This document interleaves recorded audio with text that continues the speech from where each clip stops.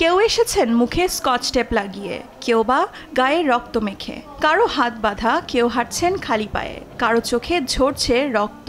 শনিবার তেল আবিবে ফিলিস্তিনের গাজায় হামাসের হাতে জিম্মিদের মুক্তির দাবিতে স্বজনদের পাশাপাশি প্রতিবাদে যোগ দেন সাধারণ ইসরায়েলিরাও।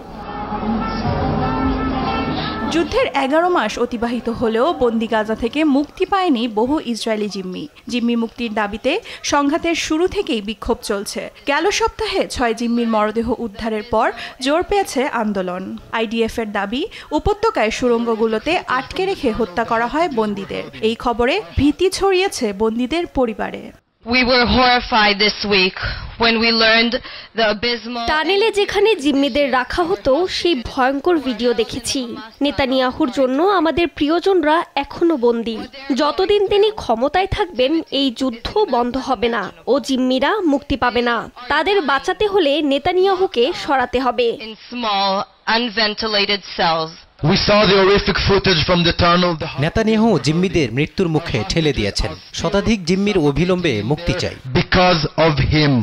শনিবার তেল আবিবের বিক্ষোভে নেতানিয়াহু বিরোধী ব্যানার ও প্ল্যাকার্ড নিয়ে স্লোগান দেন প্রতিবাদকারীরা। জিম্মি বিনিময় চুক্তি ব্যর্থ হওয়ায় অসন্তোষ আরও বাড়ছে।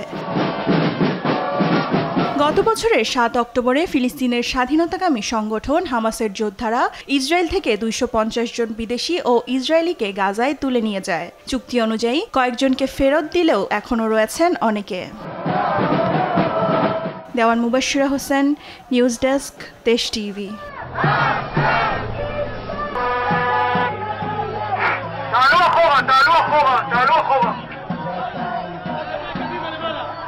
لا لا لا لا لا لا لا لا لا لا لا لا